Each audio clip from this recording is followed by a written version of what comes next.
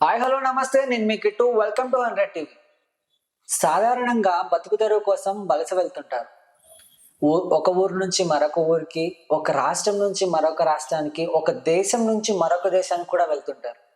అలా వెళ్ళిన వాళ్ళ పరిస్థితి ఈ రోజుల్లో చాలా దారుణంగా తయారైంది. రీసెంట్‌గా మన తెలుగువాడు సౌదీకి వెళ్ళడం జరిగింది. సో, ఆయన పరిస్థితి కూడా చాలా దారుణంగా ఉందని సోషల్ మీడియాలో వెలిపించారు. దీంతో మరిన్ని విషయాలు మనతో మాట్లాడేందుకు సినీ క్రిటిక్ దాసరి విజ్ఞాన్ గారు మనతో ఉన్నారు. ఆయన అడిగి మరిన్ని విషయాలు తెలుసుకుందాం. నమస్తే విజ్ఞాన్ గారు. నమస్తే. తెలుగు వాళ్ళ పరిస్థితి మెయిన్ గా మనం తీసుకుంటే, రీసెంట్ గా అక్కడ అమెరికాలో ఎక్కడో అందరినీ బంధించి వాళ్ళతో జాబ్స్ చేపించారు అని చెప్పేసి ఒకటి, ఈ సౌదీ మ్యాటర్ ఒకటి. ఎందుకు ఇలా తయారవుతున్నారు? బేసికల్లీ రీసెంట్లీ శివ అనే ఒక యువకుడు కువైట్ నుంచి ఒక వీడియో పోస్ట్ చేశాడు. నేను ఇక్కడ ఎడారిలో చిక్కుకున్నాను, నన్ను కాపాడండి, తీసుకురండి అని చెప్పి పోస్ట్ చేస్తే అది కాస్త సోషల్ మీడియాలో బాగా వైరల్ అయ్యి అలా లోకేష్ గారి దగ్గరికి వెళ్ళింది.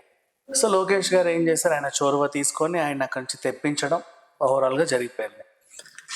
అదే టైంలో అండ్ అందరు దీని గురించి చర్చించుకునే టైంలో ఆడు జీవితం అనే ది గోట్ లైఫ్ అనే ఒక సినిమా పృథ్వీరాజ్ది ఓటీటీలో రిలీజ్ అయింది, నెట్ఫ్లిక్స్లో. అందరూ దాన్ని చూశారు.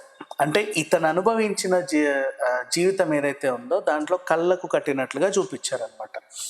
అది కూడా అంతే. ఇప్పుడు ఇక్కడ ఏం జరుగుతుందంటే, పెళ్లి చేసుకున్నావు, పని చేయాలి, ఏం చేయాలి అని అడిగితే అవుట్ ఆఫ్ పంపిస్తున్నారు వీళ్ళని.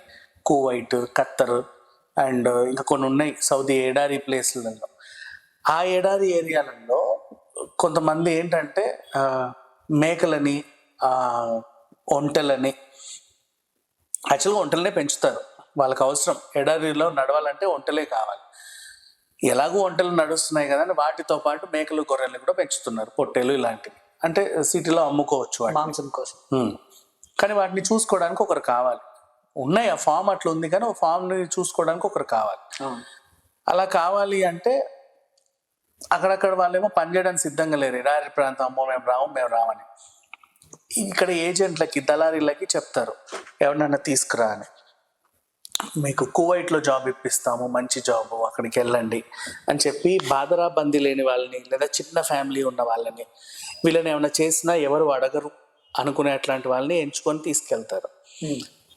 దానికి మళ్ళీ 3 లక్షలు, 2 లక్షలు, 30,000, 40,000, 50,000 అండ్ అంటే నీకు ఫ్లైట్ ఖర్చులకి ఇంత ఉంటాయి, అక్కడ అకామిడేషన్కి ఇంత ఉంటుంది, నువ్వు వెళ్ళడానికి ఇది, రావడానికి ఇది, దీనికి ఇది, దానికి ఇది అని చెప్పి ఏదో ఒకటి తీసుకొని వాళ్ళ దగ్గర 3-4 లక్షలు దొబ్బేసి వీళ్ళని పంపించేస్తారు.